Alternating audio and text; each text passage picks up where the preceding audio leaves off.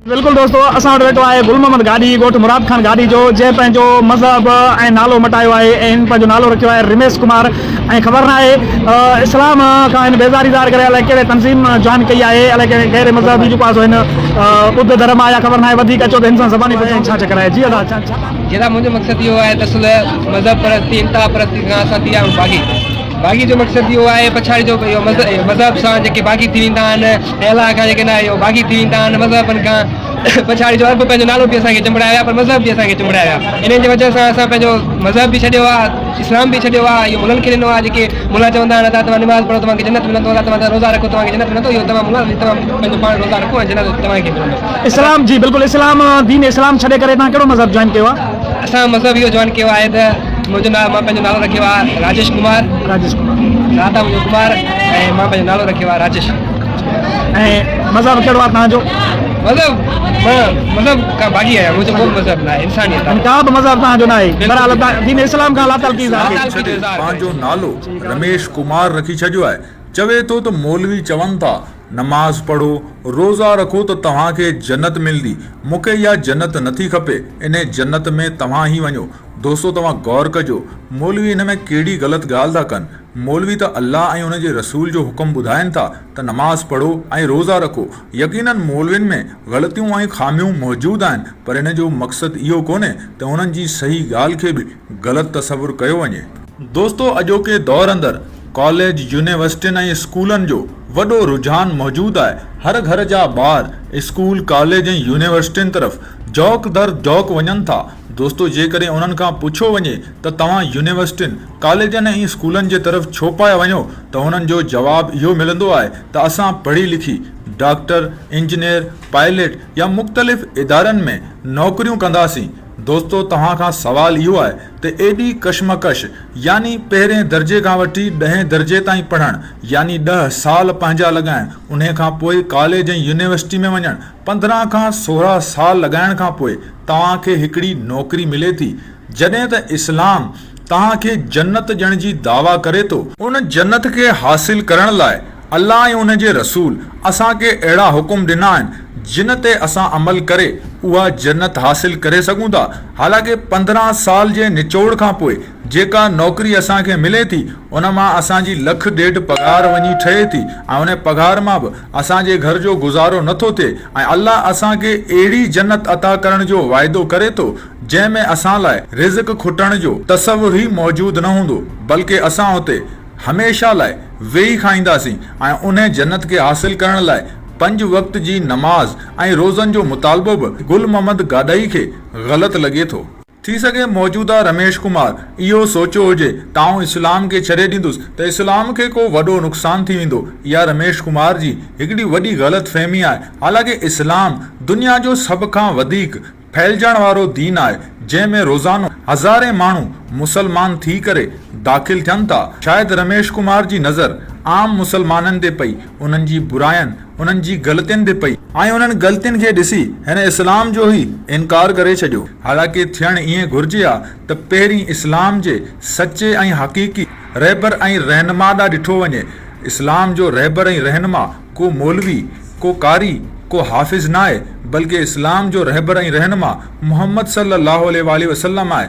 जॾहिं नबी सल्लल्लाहु अलैहि वसल्लम जी सीरत तैयबा खे ॾिठो वञे त असांखे का अहिड़ी शइ मिले ई नथी जेको असां जवाज़ ठाहे इस्लाम खे छॾण जी दावा करे विझूं। दोस्तों मौजूदा रमेश कुमार शायदि ज़िंदगी अंदरि पंहिंजी अख सां न कॾहिं क़ुरान पढ़ियो आहे न क़ुरान मजीद खे सम्झण जी कोशिश कई आहे। हालांकि क़ुरान मजीद अंदरि इंसाननि सां भलाई जा अलाए त केतिरा हुकुम मौजूदु आहिनि। दोस्तों इंसानियत जो नालो वठी मज़हब खे छॾे इंसानियत खे मथे करणु त आसान आहे, पर इंसानियत जी डेफिनेशन छा आहे? तव्हां हिकिड़े इंसानियत लफ़्ज़ खे त खणी छॾियो, पर हाणे उन इंसानियत जी वज़ाहत कीअं कंदा? 1000 माण्हू 1000 इंसानियत जूं ॻाल्हियूं करण वारा 1000 नज़रिया ठहंदा, हर को पंहिंजे तरीक़े सां इंसानियत पियो निभाईंदो। दोस्तों इन मिसाल खे कुझु ईअं सम्झो, 2 भाइर आहिनि, जेके पंहिंजी माउ सां गॾु रहनि था उन्हनि मां हिकिड़ो पुटु पंहिंजी माउ सां प्यार करे थो ऐं ॿियो पुटु पंहिंजी माउ ते तशदुद करे थो। मोहबत करण वारो पुटु माउ ते तशदुद कंदड़ पुट खे मारे विझे थो ऐं जॾहिं पुलिस हुनखे गिरफ़्तार करे थी त हू थाणे ते वञी चवे थो त मूं इंसानियत निभाईंदे पंहिंजे भाउ खे इन लाइ मारियो आहे त हू मुंहिंजी माउ खे रोज़ मारींदो हो। दोस्तो, जॾहिं तव्हां पंहिंजे तरफ़ खां इंसानियत जी डेफिनेशन कंदा त हू डेफिनेशन ग़लति निकिरंदी ऐं ग़लति डेफिनेशन दुनिया अंदरि फ़साद ई फैलाईंदी। इन लाइ तव्हां जॾहिं इस्लाम जी नाज़िल थियल आयतनि मुताबिक़ इंसानियत खे निभाईंदा त दुनिया बैलेंस्ड रहंदी। ऐं तव्हांखे क़ुरान मजीद में मौजूदु इंसानियत निभाइण ते अल्लाह ताला जा हुकुम पढ़ी ॿुधायां थो ऐं तव्हांखे उन्हनि आयतनि जा हवाला बि ॾियां थो। तव्हां पंहिंजी अख सां क़ुरान मजीद खे पढ़ी ॾिसो त छा क़ुरान मजीद अंदरि इंसानियत सां भलाई जा हुकुम मौजूदु न आहिनि। इहो सिधो सओं कूड़ ऐं फ्रॉड आहे त माण्हू चवनि था त इस्लाम अंदरि इंसानियत सां भलाई जा हुकुम मौजूदु न आहिनि। हालांकि क़ुरान मजीद ऐं अहादीस रसूल अंदरि अलाए केतिरा चकर इंसानियत सां भलाई ऐं चङाई जा हुकुम ॾिना विया आहिनि। हीउ दीन त नाज़िल ई इंसाननि सां भलाई लाइ थियो आहे। दोस्तो, सभ खां पहिरीं इंसाननि सां वॾे में वॾी भलाई इहा आहे त उन्हनि जे विच में इंसाफ़ खे क़ाइमु कयो वञे। क़ुरान मजीद जी सूरह माइदा जी आयत 8 में अल्लाह ताला फरमायो, ए ईमान वारो, अल्लाह जे लाइ इंसाफ़ सां बीहो ऐं सचाई सां शाहिदी ॾियो।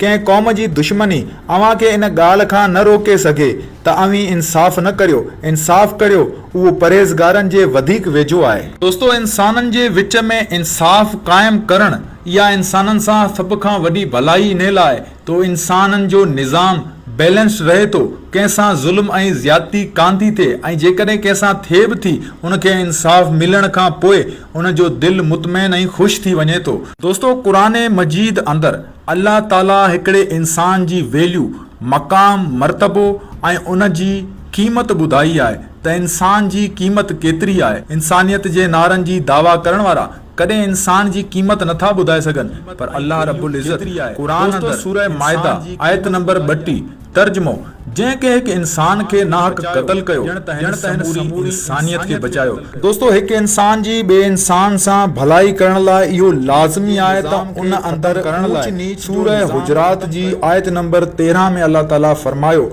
ए इंसानो, असां अव्हां खे हिकु मर्द ऐं औरत मां पैदा कयो ऐं अव्हां खे क़ौम ऐं क़बीला बणायो त अव्हीं हिक ॿिए खे सुञाणियो। बेशक अल्लाह वटि सभ खां वधीक इज़त वारो उहो आहे जेको सभ खां इंसान हूंदा आहिनि जेके सभ खां कमज़ोर सम्झा वेंदा आहिनि। उन्हनि ते को बि ताक़तवर माण्हू यलगार करे उन्हनि ते ज़ुल्म ऐं ज़्यादती करे सघे थो, पर सूरह अनाम जी आयत नंबर 152 में अल्लाह ताला उन्हनि जी सिवाय उन तरीक़े सां जेको बहितर हुजे जेसिताईं हू बालिग थिए ऐं माप तौर पूरी इंसाफ़ सां करियो। दोस्तो, इंसानियत सां भलाई लाइ इहो लाज़मी आहे त बुखे इंसान खे खाधो खारायो वञे। क़ुरान मजीद जी सूरह बलद जी आयत नंबर 12 खे खाधो खाराइण या बुखे मिस्कीन खे खाराइण, यानी इंसानियत सां भलाई या बि आहे त इंसान जे पेट खे भरण लाइ उनखे खुराक फराहम कई वञे। दोस्तो, इहो बि त लाज़मी आहे त दुनिया अंदरि फ़साद बि थींदो, सिलाह बि थींदी, पर अल्लाह ताला फ़साद बजाए इंसाननि सां सिलाह करण जो हुकुम ॾींदे सूरह अनफाल जी आयत नंबर बि सिलाह तरफ़ माइल थियो ऐं अल्लाह ते भरोसो कयो। बेशक उहो ॿुधंदड़ ऐं ॼाणींदड़ आहे।